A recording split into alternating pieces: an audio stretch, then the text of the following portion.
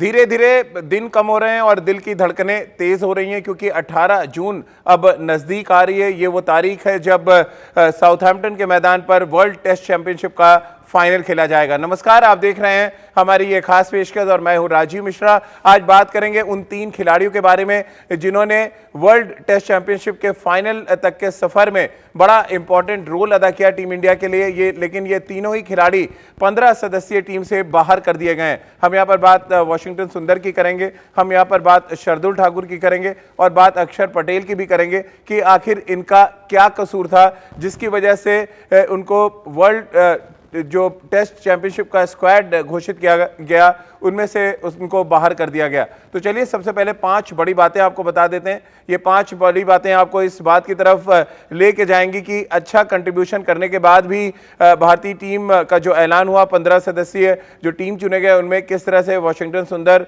शार्दुल ठाकुर, जिन्होंने इन दोनों खिलाड़ियों ने ऑस्ट्रेलिया में बड़ा इंपॉर्टेंट रोल अदा किया था, इन दोनों खिलाड़ियों को खासतौर से बाहर किए जाने पर तमाम तरीके के सवाल खड़े हो रहे हैं। और जो टीम अब चुनी गई उसमें से कुछ पिक्चर बिल्कुल साफ हो चुकी है, यानी कि पारी की शुरुआत अब शुभमन गिल और रोहित शर्मा करेंगे, ये क्लियर है। बैटिंग ऑर्डर लगभग पूरी तरह से क्लियर नजर आ रहा है। हनुमा विहारी की जगह अब रवींद्र जडेजा खेलेंगे, 5 गेंदबाज खेलेंगे या 4 गेंदबाज, इस पर अब सस्पेंस है थोड़ा सा। और थोड़ा सा सस्पेंस है कि तेज गेंदबाजी डिपार्टमेंट में 3 गेंदबाज वो कौन से होंगे। इन सभी मुद्दों पे डिटेल में बातचीत करेंगे, लेकिन उससे पहले एक रिपोर्ट आपको दिखा देते हैं। इस रिपोर्ट को देखकर आपको भी थोड़ी मायूसी होगी, क्योंकि अगर आप गाबा का मैदान याद करें, ब्रिस्बेन, वो जगह जहां से भारतीय टीम ने अपने टेस्ट चैंपियनशिप के सफर में वो मंजिल हासिल की जहां से उनके लिए रास्ता आसान हो गया फाइनल में पहुंचने का। लेकिन उन 2 खिलाड़ियों को जिन्होंने वहां पर हीरो जैसा प्रदर्शन किया, गेम चेंजर बने गाबा के मैदान पर, उनको इंग्लैंड में जब 15 सदस्यीय टीम चुनी गई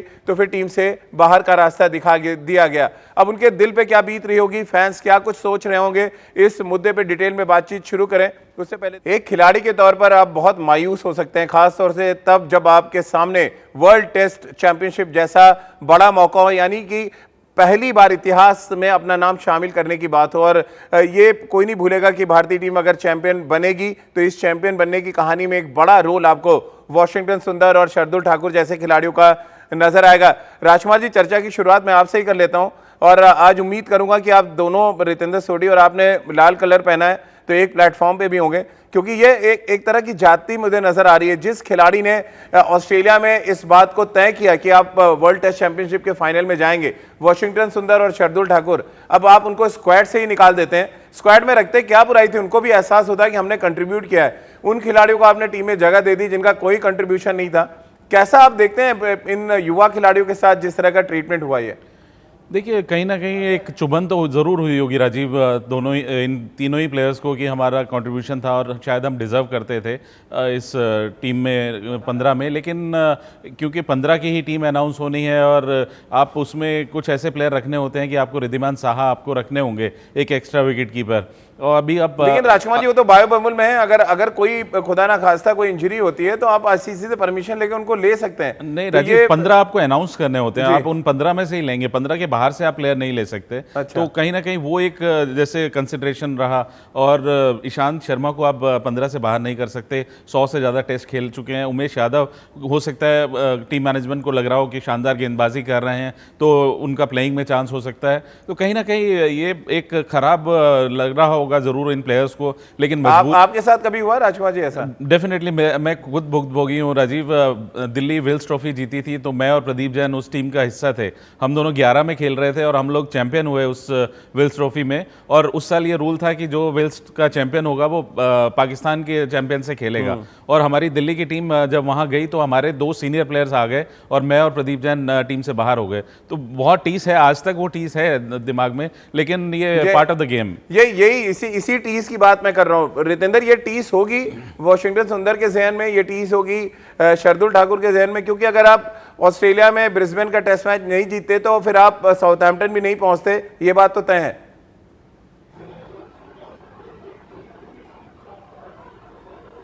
जी राजीव, मैं आपसे बिल्कुल सहमत हूं और कहीं ना कहीं अगर मैं शार्दुल ठाकुर हूं, अक्षर पटेल हूं, वॉशिंगटन सुंदर हूं, तो शायद बहुत ही डिसअपॉइंटेड होऊंगा, क्योंकि आपने ये टीज का लफ्ज का इस्तेमाल किया। मुझे लगता है नॉकआउट पंच है, क्योंकि वर्ल्ड टेस्ट फाइनल में आप हमेशा होना चाहेंगे, एक वन ऑफ द मूवमेंट आपकी जिंदगी की है।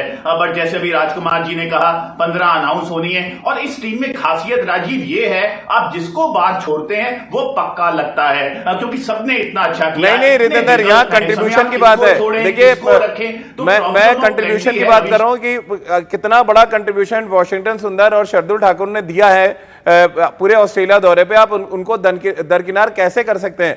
क्या प्रदर्शन मायने नहीं होना चाहिए जब आप 15 का स्क्वाड चुन रहे हैं, या आप सीनियरिटी के बेसिस पे उन खिलाड़ियों को बाहर कर देंगे जिनका बड़ा कंट्रीब्यूशन है फाइनल पहुंचाने में?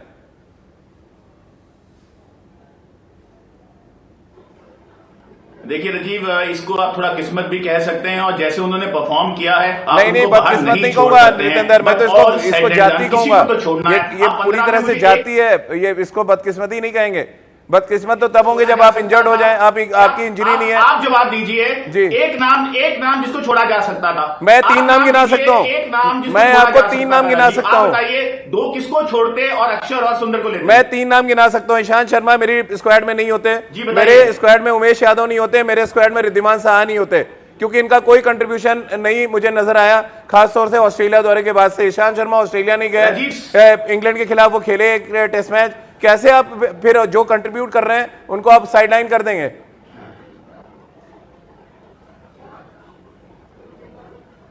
राजीव, आपके पर्सनल ओपिनियन का मैं पूरा रिस्पेक्ट करता हूं, लेकिन शांत शर्मा को आप इतने इंपॉर्टेंट वर्ल्ड टेस्ट फाइनल में बाहर नहीं छोड़ सकते हैं। प्रैक्टिस मैच में उन्होंने अच्छा रिदम दिखाया है, तो यहां पे विराट कोहली एक्सपीरियंस के साथ गए हैं। साहा को रखना पड़ना था क्योंकि सब्स्टिट्यूट विकेट कीपर चाहिए, तो कहीं ना कहीं जी मैं इसका भी एग्जांपल दे सकता हूं आपको। World cup 2019 Ritendra, world cup 2019 Vijay Shankar injured हुए और ऋषभ पंत को एज ए सब्स्टिट्यूट बुलाया गया। तो जब इंजर्ड होगा कोई, आप बुला सकते हैं, और यहाँ कोई बायो बबल से बाहर नहीं थे। रिद्धिमान साहब बायो बबल में है, आप उनको बुला सकते हैं आईसीसी से परमिशन लेके। तो ये मतलब ये तो एक तरह से बहाना है जिसको आप बैक कर रहे हैं रितेंद्र।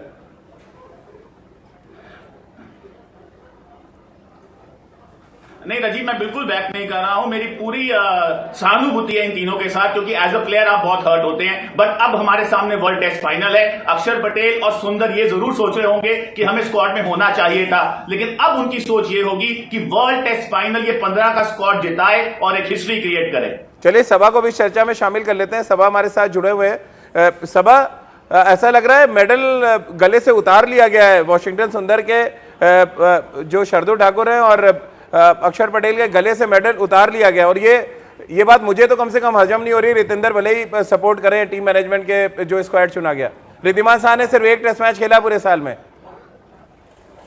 राजीव, हर पहलू पर अगर हम बात करें तो रिद्धिमान साहा को 15 में ये रखा गया है कि जब से कंकशन सब्स्टिट्यूट का फॉर्मूला वापस आ गया है, यहाँ पर अगर आपके मेन विकेट कीपर को इंजरी हो जाती है तो उसके जगह पर एक रेगुलर विकेट कीपर आकर उनकी जगह पर कीपिंग कर सकता है। इसी वजह से रिद्धिमान साहा को 15 में रखा गया है। मुझे सिर्फ एक नाम पर थोड़ी बहुत हैरानी हो रही है। मैं एक्सपेक्ट कर रहा था कि शार्दुल ठाकुर को जगह मिलनी चाहिए थी उमेश यादव के जगह पर 15 पे, क्योंकि शार्दुल ठाकुर गेंदबाजी भी अच्छी करते हैं, उन्होंने बल्ले के साथ भी अच्छा कंट्रीब्यूट दिया है। उसके अलावा जो भी नाम है इस समय 15 में, वो सब के सब एक्सपेक्टेड है। अब रविंद्र जडेजा जब वापस आ रहे हैं टीम में तो आप अक्षर पटेल को बाहर जाना होगा। आर अश्विन जब वापस आ रहे हैं टीम में तो उनके वॉशिंगटन सुंदर को बाहर जाना पड़ेगा। तो ये एक्सपेक्टेड लाइंस पर हुआ है अब राजीव, इसमें मुझे लगता नहीं है कोई दो राय होनी चाहिए, क्योंकि आपके पास जो रेगुलर प्लेयर्स हैं जो इतने सालों से परफॉर्म करते आ रहे हैं, आप यही चाहेंगे कि यही जो प्रूवन मैच विनर्स हैं वो मैदान में उतरे चैंपियनशिप फाइनल के लिए। राजकुमार जी, आप सहमत हैं जो कुछ सभा कह रहे हैं या रितेंद्र कह रहे हैं कि बाकी ठीक है, सिर्फ एक नाम, तो एक नाम ही क्यों? फिर तो वॉशिंगटन सुंदर का तो बड़ा कंट्रीब्यूशन था गाबा में, अगर वो नहीं खेलते तो फिर हम साउथहैम्पटन पहुंचते ही नहीं। शार्दुल ठाकुर का भी उतना ही बड़ा कंट्रीब्यूशन है। कैसे हम सीने पे पत्थर रख के हम इन खिलाड़ियों को ड्रॉप कर सकते थे? नहीं राजीव, देखिए मैं यहाँ पे सहमत हूँ सभा से भी और रितेंद्र से भी कि ये जो प्लेयर आए थे ये रिप्लेसमेंट थे, क्योंकि सीनियर प्लेयर्स अवेलेबल नहीं थे, उस वजह से ये प्लेयर्स आए थे। बहुत अच्छी बात है कि इन्होंने बहुत शानदार प्रदर्शन किया, लेकिन अब क्योंकि सीनियर प्लेयर्स अवेलेबल हैं, जो हमारे स्टार प्लेयर हैं वो अवेलेबल हैं। अगर आप रविंद्र जडेजा की बात करें कि अक्षर पटेल उनका रिप्लेसमेंट थे क्योंकि वो इंजर्ड हुए थे, ऐसे वॉशिंगटन सुंदर भी अश्विन की एब्सेंस में वो खेले थे। तो राजकुमार जी, अगर आप वापस परफॉर्मेंस के आधार पे मैं बात कर रहा हूँ, 502 गेंदें खेली हैं वॉशिंगटन सुंदर ने, आप उनका कंट्रीब्यूशन तो देखें। आप एज ए सब्स्टिट्यूट ला रहे हैं ठीक है, बट उनका कंट्रीब्यूशन तो देखें। 500 गेंदें खेलना मतलब मजाक तो नहीं हो सकता है कि एक ऑलराउंडर से आप ये उम्मीद कर रहे हैं वो जाके बैट से रन बना रहा है, विकेटें लेके दे रहा है, अच्छी फील्डिंग कर रहा है। कैसे मान लिया जाए कि उसका कंट्रीब्यूशन नहीं था चैंपियनशिप के फाइनल तक? नहीं राजीव, बिल्कुल मैं मान रहा हूं कि वो बहुत अच्छा उनका कंट्रीब्यूशन है, इसीलिए जो टीज आपने झेली वो टीज तो अश्विन भी सुंदर भी झेल रहे होंगे, वो टीज कहीं ना कहीं एक बार बुरा लग रहा होगा, लेकिन then they have to realise कि जो जब हम जिनकी रिप्लेसमेंट बनकर गए थे हमने अच्छा परफॉर्म किया और आगे हम अच्छा करते रहेंगे। अच्छा परफॉर्म किया इसीलिए वो 20 में हैं, ऐसा नहीं कि उनको बीसीसीआई ने या सेलेक्टर्स ने बिल्कुल छोड़ दिया है, वो 20 में है। लेकिन 15 में अगर नई जगह बन रही, अब 15 से भी अब जब आप 11 बनाते हैं तो कई बार तो किसी भी प्लेयर को लगता है कि नहीं शायद मुझे खेलना चाहिए था। तो ये एक डिबेट है जो हमेशा चलती रहेगी सभा। लेकिन 11 तो आपके क्लियर हैं, 11 में अभी आपको बता दूं और आप भी उससे सहमत हो जाएंगे, 11 तो पिक्चर क्लियर है। तो फिर उन खिलाड़ियों को क्यों नहीं कंसीडर किया गया जिन्होंने कंट्रीब्यूट किया है? आपके 11 में अगर वो खिलाड़ी नहीं आ रहे हैं तो फिर वो जो 3-4 एक्स्ट्रा बैठे हैं उनकी जगह तो ये युवा खिलाड़ी ज्यादा डिजर्व कर रहे थे। वो चाहे कोई 100 टेस्ट मैच खेला हो, मेरा कोई पर्सनल गर्ज नहीं किसी से, मेरा एक ओपिनियन है कि जिसने कंट्रीब्यूट किया उसको स्क्वाड में होना चाहिए, उसको मेडल पहनने का ज्यादा अधिकार है। राजीव, मैं आपकी बात से सहमत हूं, पर यहाँ पर अगर आप 11 के बाहर के जो 4 प्लेयर्स चुनते हैं, आप इसी वजह से चुनते हैं कि इन चारों को आप खिला सकते हैं अगर मौका मिले तब। वो अंत में निर्भर करता है कॉम्बिनेशन के ऊपर। हनुमा विहारी को बाहर रखा गया है क्योंकि हो सकता है कि हनुमा विहारी 11 में खेले। सवा भाई, अगर ये तो वैसी बात हो रही है, आप मेरी बात से सहमत है? जवाब कोई नहीं दे रहा है मुझे। आप मेरी बात से आप भी सहमत है? रितेंद्र भी और राजकुमार भी। मैं जवाब दे रहा हूँ राजीव, क्योंकि मुझे लगता है कि जो भी 11-15 जो चुना गया है वो परफेक्ट है, सिवाय जो मैंने एक नाम लिया वो है शार्दुल ठाकुर का। रिद्धिमान शाह के बारे में मैंने आपको एक्सप्लेन कर दिया है। और अगर आप जडेजा और आर अश्विन को बाहर नहीं रख सकते क्योंकि ये रेगुलर प्लेयर्स हैं। उनको बाहर रखने, मैं तो उन 3 खिलाड़ियों की बात कर रहा हूँ जिन्होंने कोई कंट्रीब्यूशन नहीं किया फिर भी 15 में है। अरे भाई, कंट्रीब्यूशन आपके हिसाब से नहीं किया राजीव ने, पर वही तो मैंने आपको एक्सप्लेन कर दिया। मैं क्या नेट्स के कंट्रीब्यूशन को मानूं सब कि नेट्स पे अच्छी गेंदबाजी कर रहे हैं इसलिए वो टीम में होने चाहिए? राजीव ओहो, आप बात समझ में रहे हैं। रिद्धिमान शाह को रखना पड़ेगा क्योंकि वो कंकशन सब्स्टिट्यूट होंगे विकेट कीपर के लिए। चलिए रितेंद्र के उसके अलावा कौन है प्लेयर? रितेंद्र का ओपिनियन ले लेते हैं। रितेंद्र जी,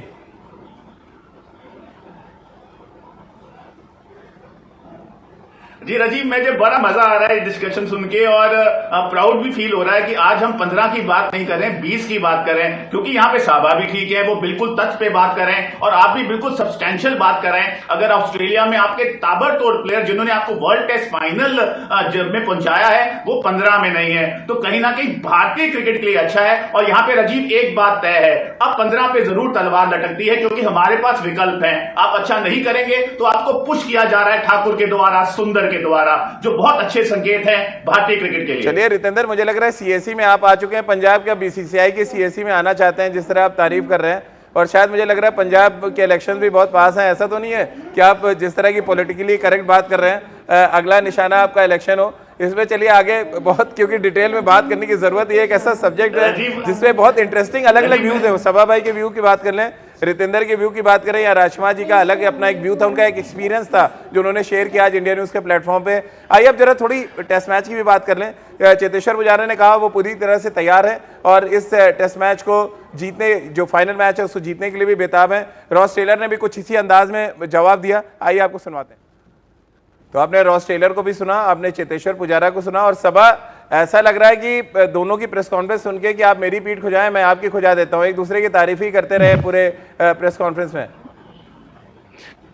अब जो आप न्यूजीलैंड के साथ खेलेंगे तो यही एक्सपेक्ट करेंगे क्योंकि न्यूजीलैंड की टीम भी बहुत ज्यादा हम्बल टीम है, उनमें भी कई सारे ऐसे प्लेयर्स हैं पीठ पे वार करने के अच्छा पीठ खुजाई दें। के बारे में दोनों को एक दूसरे के स्ट्रेंथ के बारे में मालूम है, पर अंत में जब मैदान में उतरेंगे दोनों टीम तो मुझे लगता है शानदार मुकाबला होगा। और एक और बात है राजीव, हमने यहाँ पर तारीफ की है भारतीय बेंच स्ट्रेंथ की, दूसरी तरफ अगर आप देखें तो न्यूजीलैंड की जो बेंच स्ट्रेंथ है वो बहुत ज्यादा तगड़ी है।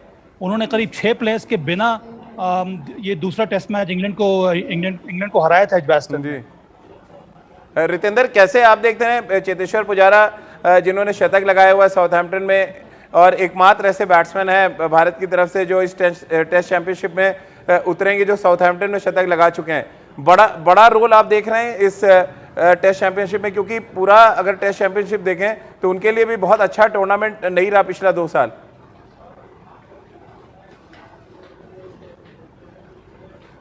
जी हाँ राजीव, बिल्कुल आपने सही कहा। ये प्रेशर कुकर सिनारियो है। जरूर अभी दोनों टीम एक दूसरे की तारीफ कर रही हैं, ह्यूमिलिटी नजर आ रही है, लेकिन दिल में एक लड़ाई जो सब जानते हैं कि दोनों टीम अपना बेस्ट देना चाहेंगी और वर्ल्ड टेस्ट फाइनल दांव पे है। और जैसे आपने पुजारा की बात की, I think he is a match winner, तो उनका रोल बहुत अहम है। हम सब विराट कोहली, रोहित शर्मा, शुभमन गिल की बात करें, लेकिन एक एंड पकड़ के जो लड़का खेल सकता है पूरा दिन 2 दिन, वो चेतेश्वर पुजारा है। और हमें जरूरत है साउथहैम्पटन की विकेट पे एक लड़का जो धनिया पी के पेशेंस के साथ पूरा दिन खेले, 100 रन बनाए। रितेंद्र, हमें टेस्ट ड्रॉ नहीं कराना है क्योंकि बारिश भी होने वाली है।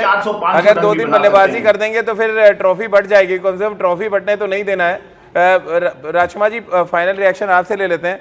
एक, जैसे कि प्रेस कॉन्फ्रेंस में हमने देखा कि तुम मेरी पीठ खुजाओ, मैं तुम्हारी खुजा देता हूँ, कुछ ये अंदाज में प्रेस कॉन्फ्रेंस चल रही है इस समय वर्ल्ड टेस्ट चैंपियनशिप की। लेकिन यहाँ ये भी देखना पड़ेगा कि नाखून किसके ज़्यादा तेज है। इस प्रेस कॉन्फ्रेंस में कौन ज़्यादा जोर से खुजा देता है ताकि निशान पड़ा रहे फाइनल मैच के पहले तक। देखिए राजीव, ये मैच इंडिया और न्यूजीलैंड के बीच में है जहाँ पे दोनों बहुत हम्बल सर, आप इंडियन टीम को हम्बल मत कहिए सर प्लीज। नहीं, इंडियन टीम जैसे सभा भाई भी मुस्कुरा रहे हैं, हम्बल हिंदुस्तान की टीम हम्बल तो नहीं। जैसा अपोजिशन होता है इंडियन टीम वैसे ही रिएक्ट करती है। अगर यही ऑस्ट्रेलियन टीम होती तो आप एग्रेसिव टीम बोलते हैं, मैं मान लेता, हम्बल तो कभी नहीं मानते। हम्बल है, विराट कोहली के आने के बाद हम्बल रही नहीं है। हम न्यूजीलैंड के साथ हम्बल है। अगर यही मैच ऑस्ट्रेलिया के खिलाफ होता तो हम जरूर एग्रेसिव होते। सभा भाई, आप हम्बल मान रहे हैं? हम्बल और एग्रेशन में क्या फर्क है? नहीं, मुझे लगता है ये हम्बल, अगर हम बात करें तो सिर्फ चेतेश्वर पुजारा के बारे में हम लोग कह सकते हैं कि वो हम्बल है। और इसी वजह से जो प्रेस कॉन्फ्रेंस हुई है उसमें ऐसा लगा कि दोनों तरफ से हम्बल प्लेयर्स को उतारा गया है प्रेस कॉन्फ्रेंस में। जी रितेंद्र, जल्दी से बात पूरी करें। राजीव, बस अजीब मैं ये कहना चाहता हूं, आज के पूरे शो में आप अटैकिंग मोड पे रहे हैं और आपने साबा, मुझे और राजकुमार जी को चारों खाने चित किया है। और हम ऐसी उम्मीद करेंगे कि भारत भी ऐसे अटैकिंग मोड में पूरे 5 दिन साउथहैम्पटन में खेले। बिल्कुल, और इसीलिए मैं कह रहा हूँ हम्बल होना एक अलग बात है, आप एग्रेशन कैसे दिखाते हैं वो एक अलग बात है। और ये हिंदुस्तान की टीम एग्रेसिव टीम है और ये एग्रेशन छोड़ देगी। ये राजकुमार जी भी जानते हैं कि एग्रेशन जिस दिन छोड़ा हिंदुस्तान के कप्तान ने और हिंदुस्तान की टीम ने, फिर ये हिंदुस्तान की टीम वो हिंदुस्तान की टीम नहीं रहेगी जो वर्ल्ड टेस्ट चैंपियनशिप का फाइनल जीतने का सपना देख रही है। आप सभी का बहुत बहुत शुक्रिया हमारे साथ जुड़ने के लिए। तो हमारी इस खास पेशकश में फिलहाल इतना ही।